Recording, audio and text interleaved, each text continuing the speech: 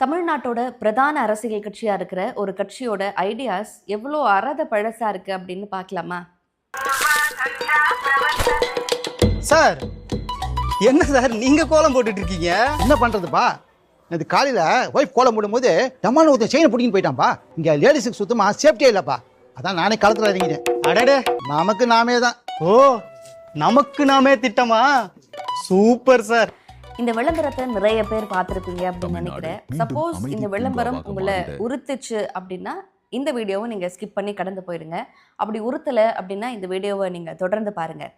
ஏன்னா தமிழ்நாட்டில் வீட்டு வேலைகளை ஆண்களும் பெண்களும் சேர்ந்து செய்கிறது அப்படிங்கிறது மாடர்ன் ஹவுஸ் ஹோல்ட்ஸ்குள்ளே நுழைஞ்சிருச்சு. இன்ஸ்டாகிராம்லேயே நம்ம நிறைய பேரை பார்த்துருக்கோம். ஹவுஸ் ஹஸ்பண்ட் சொல்லிட்டு வீட்டு வேலைகளை அவங்க பகிர்ந்துப்பாங்க, வீட்டு வேலைகளை செய்கிற ஆட்கள் இருக்காங்க. ஆனால் இந்த வீடியோவில் என்ன இருக்குது அப்படின்னா, அந்த கணவர் தான் விரும்பி அந்த வேலையை வந்து செய்யலை.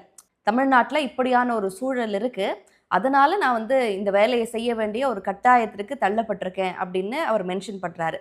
ரெண்டாவது, பெண்களை ஆண்கள் பாதுகாப்பதே அவங்களோட பிரதான வேலை அப்படிங்கிறது திரும்ப திரும்ப இந்த ஐடியாக்களின் மூலமாக நிலைநிறுத்தப்படுது. எவ்வளவோ நம்ம முன்னேறி போயிட்டோம், எத்தனையோ ஐடியாக்கள் நம்மளுடைய வாழ்க்கைக்குள்ளே வருது. மாடர்ன் ஹவுஸ் ஹோல்ட்ஸை பார்த்தா அங்கே வந்து ஆண்கள் அவ்வளோ சிறந்து இருக்காங்க, அவ்வளோ வேலைகளை அவங்க வந்து பகிர்ந்துக்கிறாங்க.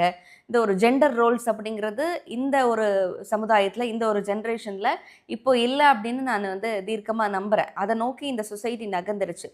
ஆனாலும் கூட விளம்பரங்களின் மூலமாக, அதுவும் ஒரு தமிழ்நாட்டின் பிரதான ஒரு எதிர்கட்சியாக இருக்கிற ஒரு கட்சி இப்படியான விளம்பரங்கள் மூலமாக என்ன ஐடியாஸை திரும்ப திரும்ப நிலைநிறுத்த பார்க்குறாங்க அப்படின்னு எனக்கு தெரியல.